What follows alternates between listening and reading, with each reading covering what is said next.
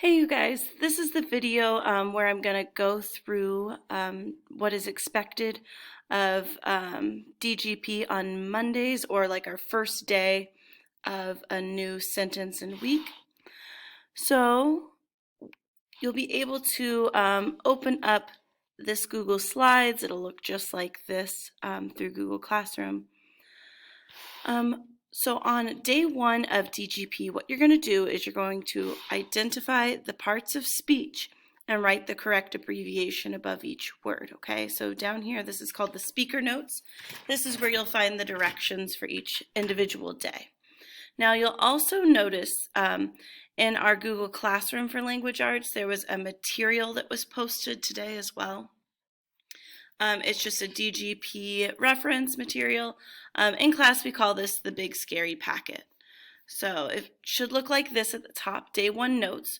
So anything under the day one notes you will use on this day one daily grammar practice. And so just so you get a feel of like how this works in the classroom, when we switch classes, this is the first thing that students work on. They pull out their reference material, the big scary packet.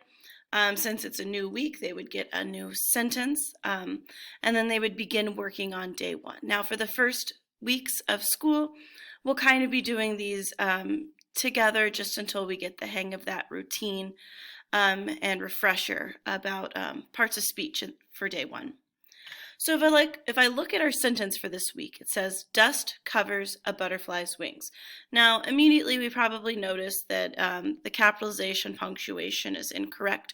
We're going to ignore that for day one. Right now, all we care about is finding the different parts of speech, okay? And so just as a refresher, parts of speech are things like nouns, pronouns, adverbs, adjectives, verbs, all of these things that are in all caps on the day one notes.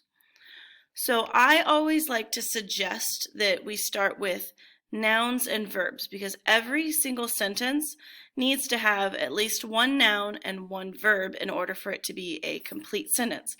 So I know somewhere in there, in this sentence, there is a noun, and a pronoun can replace a noun and a verb. So let's start with our nouns. So we have dust covers a butterfly's wings.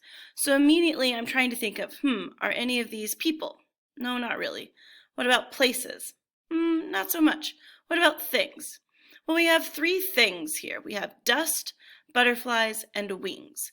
So we need to figure out what the correct abbreviation for each of these is going to be. So let's think about dust. So if I click over to my big scary packet or the DGP notes on day one, okay, I'm on nouns. I know dust is a kind of noun. And if you look under our bullet points, we see that we have a few different options here. We have common nouns, which names a general noun and begins with a lowercase letter, like the example city. A proper noun, which we would abbreviate with a capital N, names a specific noun and begins with a capital letter. For example, Detroit. And then we have possessive noun, which could be written a couple of different ways. POS for possessive with a lowercase n means it's a possessive common noun, and POS, possessive capital N, means that it is a possessive proper noun. And possessive nouns we'll talk about a little bit later this week. That's actually going to be our first parts of speech unit, is going over different types of nouns. But possessive nouns show ownership. So in this case, we have girls for a possessive common noun, as in the girl's backpack. The backpack belongs to the girl. She owns it. Or we have Rogers, which would be a possessive proper noun. Roger's desk, the desk that is Roger's, or the desk that belongs to Roger. So if I'm thinking, going back to our sentence, I was talking about dust. Dust would be a common noun. It's just a general thing. Okay, so I would click on this yellow box here. This is just a text box, so you can type anything in there. But above dust, I'm going to put a lowercase n, because on my big scary packet, it says that a common noun, in parentheses here, it has a lowercase n. That's how we'll notate that. Okay, so we have dust, that is a noun. Covers, that's not a noun. Not a noun. Butterflies is a noun, and so is wings. Let's do wings first. Now, wings, like dust, is just another common noun. It's not naming a specific person, place, or thing. It's just general wings. Okay, so we have two common nouns right now, and then we have butterflies. In this case, butterflies is showing ownership. The butterfly owns the wings, or the wings belong to the butterfly. So we know it's possessive, but now we need to decide if it is a common noun or a proper noun. In this case, butterflies is also another common noun. It's not talking about a specific type of butterfly. So if I look back over at my big scary packet, I see that POS lowercase n is what I would use to show that it is a possessive common noun. And make sure we're not capitalizing that P there as well, okay? So now that I have all of my nouns done, it's time to start thinking about our verbs. So I know that every sentence has to have a noun and a verb, and right now I don't have any verbs. So that means either covers is a verb or a is a verb.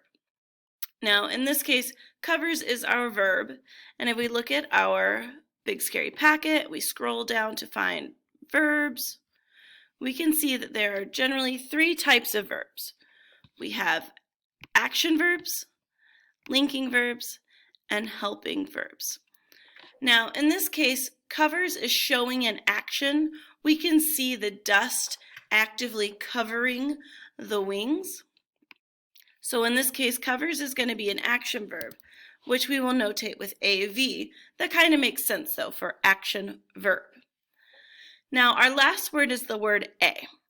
And this one is important that we just kind of commit to memory because we'll encounter a lot of this type of part of speech.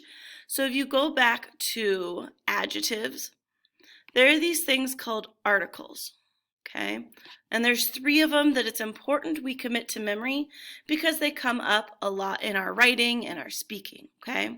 Articles are a and the. All right, and in order to notate that this is an article, we're just going to type ART above the word a. All right, so basically that's all you do on day one. Once you have put in the different parts of speech, it is important you come over to the share button, and then you can type in my email address. So for instance, kforsman@moqschool.org. Okay, or what we could do is you could start typing in my name. You could start typing Forsman and it'll come up. If you start typing Katie F, it'll come up. All right, so whichever way you do it, just make sure you share it with my email, please. Okay, I wish you guys the best of luck. You guys got this. Have a good day.